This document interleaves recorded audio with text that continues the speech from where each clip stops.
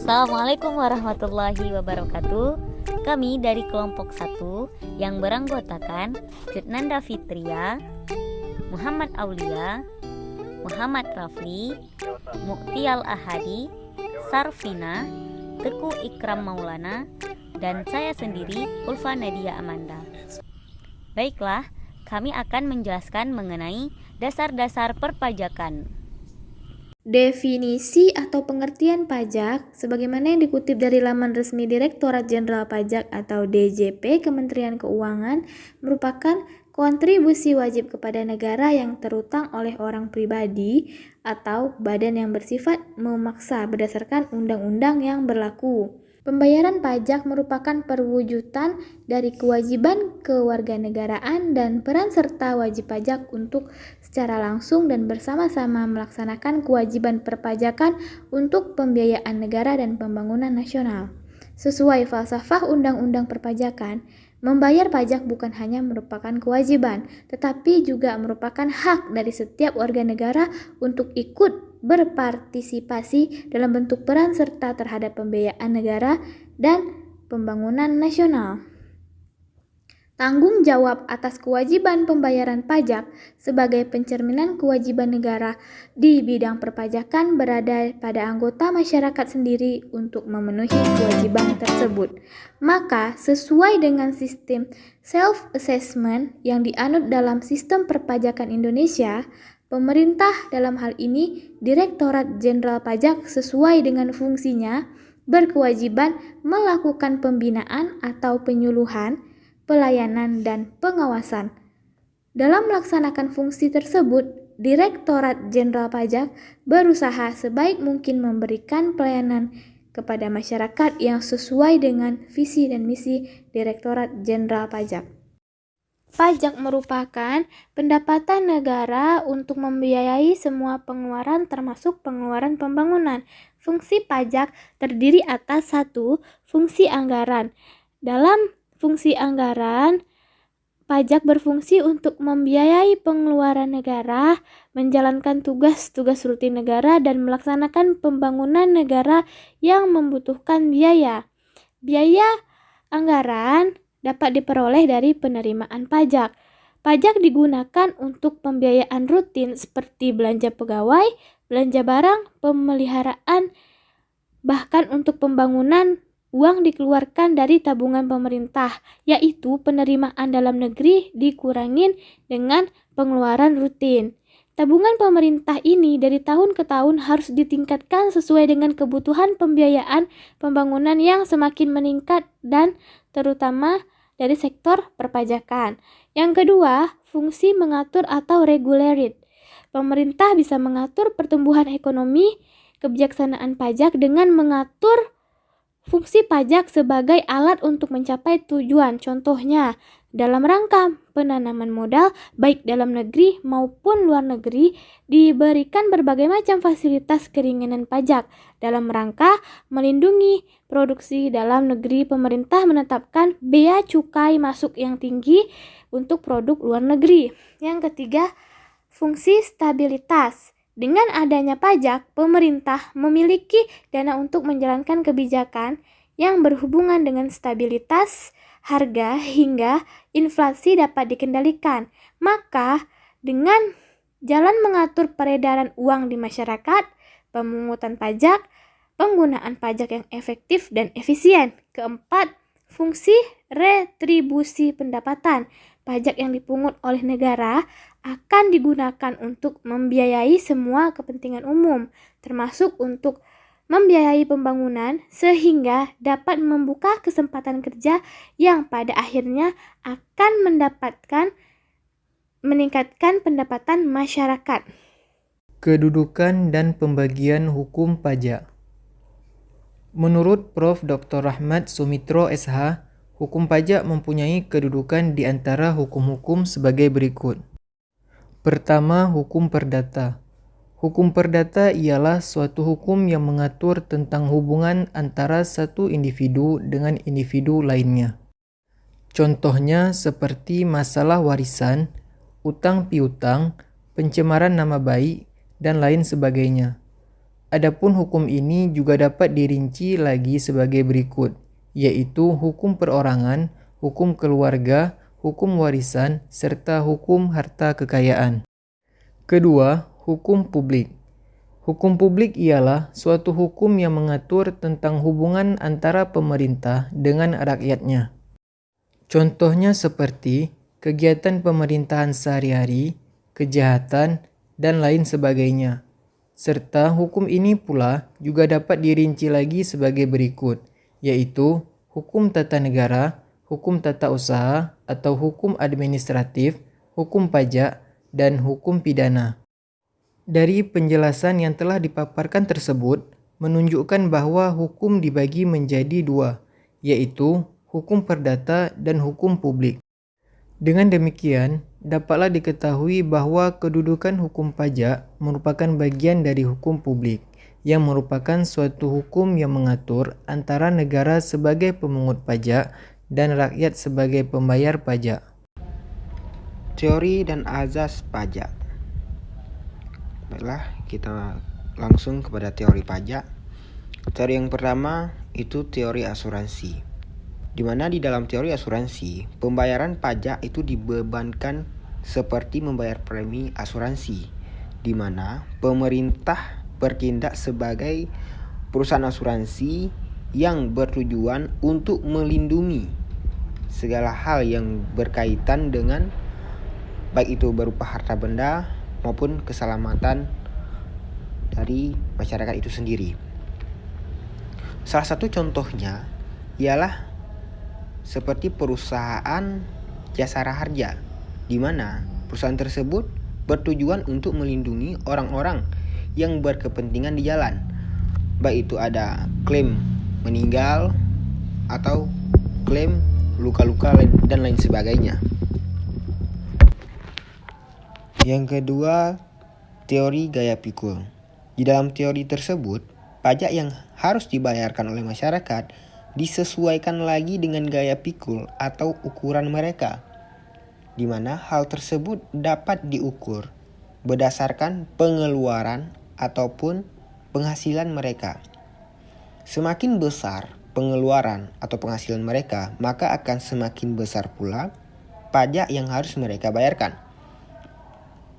Salah satu contoh dari teori gaya pikul tersebut seperti pajak yang dipungut atas penghasilan, atau sering disebut dengan pajak penghasilan. Baiklah, yang ketiga itu ada teori kepentingan. Dalam teori tersebut, pemerintah memungut pajak kepada orang-orang yang memiliki kepentingan pada ruang lingkup suatu negara, di mana hal tersebut dimaksudkan untuk menjaga serta melindungi orang-orang yang memiliki kepentingan khusus. Salah satu contohnya seperti pajak yang dipungut atas perusahaan-perusahaan, gitu, di mana orang tersebut memiliki perusahaan dan memiliki kepentingan untuk menjalankan perekonomian sesuai dengan tujuan mereka. Lalu selanjutnya pada poin keempat mengenai teori bakti, di mana dalam teori tersebut mengatakan bahwa suatu negara memiliki hak mutlak untuk mengungut atau mengambil pajak dari rakyatnya, di mana rakyat harus memahami bahwasanya membayar pajak itu merupakan suatu kewajiban tanda bakti masyarakat terhadap negara itu sendiri, di mana teori bakti ini disesuaikan lagi terhadap peraturan yang dikeluarkan oleh suatu negara. Selanjutnya yang kelima yaitu teori daya beli, di mana dalam teori tersebut erat kaitannya dengan kemampuan masyarakat dalam melakukan transaksi jual beli.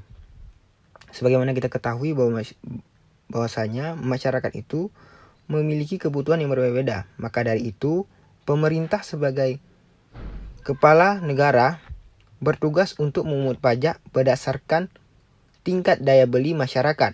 Salah satu contoh dari pajak yang dipungut dari daya beli tersebut seperti pajak pertambahan nilai, PPNBM, yaitu pajak penjualan atas barang mewah, dan lain sebagainya. Selanjutnya, azas pajak. Yang pertama azas pajak yaitu azas domisili. Yang dimaksud dengan azas domisili adalah negara dapat menarik sejumlah pajak sesuai dengan tempat tinggal. Jadi, di mana seseorang yang tinggal dalam suatu wilayah, maka ia berhak untuk membayarkan pajaknya kepada negara yang bersangkutan. Selain daripada itu, para wajib pajak yang berdomisili pada suatu tempat akan dikenakan pajak sesuai dengan ketentuan pada negara yang ia tinggali. Contoh seperti penghasilan dari bentuk usaha tetap yang ada di Indonesia, maka akan dikenakan pajak Indonesia. Azas yang kedua ialah azas kebangsaan. Azas kebangsaan ini dilandaskan pada status kewarganegaraan suatu badan usaha atau seseorang yang mendapatkan penghasilan. Mungkin secara sekilas, azas kebangsaan hampir serupa dengan azas domisili.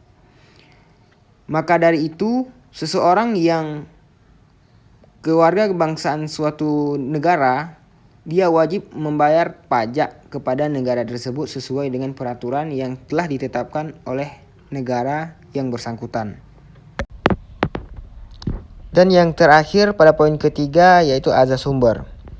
Pada azas sumber, negara mengenakan pajak untuk penghasilan yang diperoleh dari negara tersebut. Semua penghasilan yang didapat dari negara yang berdaulat tersebut berhak memberikan sejumlah pajak karena perusahaan atau tempat domisili dari sumber tersebut merupakan negara yang berdaulat. Misalnya seperti si A merupakan seseorang yang berasal dari Amerika Serikat yang membangun suatu usaha di wilayah Indonesia. Selagi usaha tersebut berjalan lancar, maka perusahaan tersebut wajib mematuhi segala peraturan yang berkenaan dengan kegiatan yang dia selenggarakan, termasuk itu dalam rangka membayar pajak pada negara yang bersangkutan tersebut. Jenis-jenis pajak. Jenis-jenis pajak dapat dibagi menjadi 3 bagian, yaitu berdasarkan golongan, berdasarkan sifat, dan berdasarkan lembaga pemungutannya. Berdasarkan golongannya, pajak dikelompokkan menjadi 2, yaitu pajak langsung dan pajak tidak langsung. Jadi, pajak langsung ini merupakan pajak yang harus ditanggung sendiri oleh wajib pajak dan tidak dapat dialihkan atau dibebankan kepada orang lain. Jadi, pajak ini menjadi tanggungan wajib pajak yang bersangkutan. Berbeda dengan pajak tidak langsung, di mana pajak tidak langsung merupakan pajak yang dapat dialihkan atau dibebankan kepada orang lain. Pajak tidak langsung ini bisa terjadi jika terdapat suatu kegiatan ataupun peristiwa ataupun perbuatan yang dapat menyebabkan pajak terhutang, misalnya ketika terjadi penyerahan barang dan jasa. Selanjutnya, untuk dapat menentukan apakah suatu pajak itu termasuk pajak langsung ataupun pajak tidak langsung, kita dapat menentukan dengan menggunakan unsur-unsur sebagai berikut. Yang pertama, penanggung jawab pajak, di mana orang yang diharuskan melunasi pajak secara formal yuridis. Yang kedua, penanggung pajak, di mana orang yang pada kenyataannya menanggung beban pajak terlebih dahulu. Dan yang terakhir, pemikul pajak, yang di mana orang yang harus dibebani pajak secara undang-undang. Berdasarkan sifatnya, pajak juga dapat dikelompokkan menjadi 2. Yang pertama, pajak subjektif, dan yang kedua, pajak objektif. Pajak subjektif, contohnya berupa pajak penghasilan, di mana terdapat subjek pajak yang berupa perorangan. Jadi pembebanan pajak penghasilan ini kepada orang tersebut dilakukan dengan melihat bagaimana keadaan pribadi wajib pajak. Jadi keadaan pribadi wajib pajak tersebut juga dapat digunakan untuk menentukan seberapa besar penghasilan yang tidak kena pajak. Sedangkan pajak objektif yaitu pajak yang dalam pengenaannya memperhatikan objek yang berupa benda, keadaan, perbuatan, ataupun peristiwa yang menyebabkan munculnya kewajiban untuk membayar pajak tanpa memperhatikan keadaan wajib pajak. Seperti contohnya PPN atau pajak pertambahan nilai, kemudian PPNBM atau pajak penjualan atas barang mewah, dan PBB, pajak bumi dan bangunan. Berdasarkan lembaga pemungutnya, juga dapat dikelompokkan menjadi dua, yaitu pajak negara dan pajak daerah. Pajak negara yaitu pajak yang dipungut oleh pemerintah pusat, yang dimana hasil dari pemungutan pajak tersebut digunakan untuk membiayai keperluan umum rumah tangga negara. Sedangkan pajak daerah yaitu pajak yang dipungut oleh pemerintah daerah, baik itu pemerintah daerah tingkat 1 atau pajak provinsi maupun pemerintah daerah tingkat 2 atau pajak kabupaten atau kota. Jadi dari hasil pemungutan pajak tersebut digunakan untuk membiayai keperluan umum daerah masing-masing. Tata cara pemungutan pajak. Stelsel pajak. Dalam hal pemungutan pajak dapat dilakukan dalam 3 stelsel. Yang pertama, stelsel nyata, real. Kedua, stelsel fiktif. Dan yang ketiga, stelsel campuran. Nah, di sini saya akan menjelaskan satu persatu. Stelsel nyata, real. Stelsel ini menyatakan bahwa pengenaan beban didasarkan pada objek yang sebenarnya terjadi. Untuk PPh objek adalah penghasilan. Maka dari itu, pemungutan pajak baru akan dilakukan pada akhir tahun pajak, yaitu ketika semua penghasilan dalam satu tahun pajak yang sesungguhnya telah diketahui. Keunggulan dari stelsel nyata adalah lebih akurat dan realistis karena perhitungan pajak didasarkan pada penghasilan yang sesungguhnya, dan kekurangannya dari penggunaan stelsel nyata adalah lambat karena besar pajak yang harus dibayar baru dapat diketahui pada akhir periode. Stelsel fiktif. Stelsel ini menyatakan bahwa pengenaan beban pajak didasarkan pada anggapan yang diatur dalam undang-undang. Salah satu contohnya adalah penghasilan satu tahun dianggap sama dengan penghasilan pada tahun sebelumnya, sehingga pajak yang terhutang pada suatu tahun pun dianggap sama dengan pajak terhutang di tahun sebelumnya. Jika menggunakan stelsel ini, berarti besar beban pajak yang terhutang pada tahun berjalan dapat diprediksikan dan ditetapkan pada awal tahun yang bersangkutan. Keunggulan penggunaan stelsel fiktif adalah beban pajak terhutang dapat dibayar selama tahun berjalan tanpa harus menunggu sampai akhir tahun. Beban pajak dapat dibayar pada saat wajib pajak memiliki penghasilan tinggi atau mungkin dapat diangsur dalam tahun berjalan. Kekurangan penggunaan stelsel fiktif adalah beban yang dibayar oleh wajib pajak tidak berdasarkan keadaan yang sesungguhnya, sehingga penentuan besar beban pajak menjadi tidak akurat. Dan yang terakhir, stelsel campuran. Dalam stelsel ini, pengenaan beban pajak yang didasarkan pada kombinasi antara stelsel nyata dan stelsel fiktif. Pada setiap awal tahun, besar pajak diperkirakan berdasarkan pada suatu anggapan, dan kemudian pada akhir tahun, besar pajak dihitung kembali berdasarkan keadaan yang sesungguhnya. Apabila besar nilai pajak berdasarkan keadaan yang sesungguhnya lebih besar dari nilai pajak menurut anggapan, maka wajib pajak harus membayar selisih kekurangannya tersebut.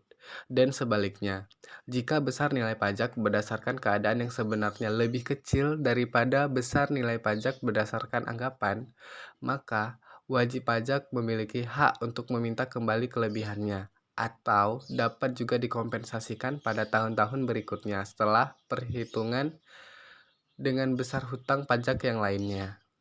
Sistem pemungutan pajak. Ada beberapa sistem dalam pemungutan pajak. Yang pertama, Official Assessment System, dan yang kedua, Self-Assessment System, dan yang ketiga, Withholding System. Official Assessment System adalah sistem pemungutan pajak yang berwenang pada petugas perpajakan untuk menentukan jumlah pajak yang terhutang setiap tahun dan sesuai dengan undang-undang perpajakan yang berlaku. Dalam sistem seperti ini, kegiatan dan memulai memungut pajak sepenuhnya merupakan otoritas petugas pajak. Self-Assessment System adalah sistem yang berwenang pada wajib pajak untuk menentukan sendiri jumlah pajak yang terhutang setiap tahun dan sesuai dengan undang-undang perpajakan yang berlaku. Dalam sistem seperti ini, memulai dan memungut pajak sepenuhnya merupakan otoritas wajib pajak. Dan dalam sistem ini, wajib pajak sudah dianggap mampu menghitung pajak, memahami undang-undang perpajakan yang berlaku, memiliki kejujuran yang tinggi, dan memiliki kesadaran akan pentingnya pajak. Maka dari itu, dalam sistem ini wajib pajak diberikan kepercayaan penuh. Withholding system adalah sistem yang berwenang pada pihak ketiga yang telah ditunjukkan untuk menentukan sendiri jumlah pajak yang terhutang dan sesuai dengan undang-undang perpajakan yang berlaku.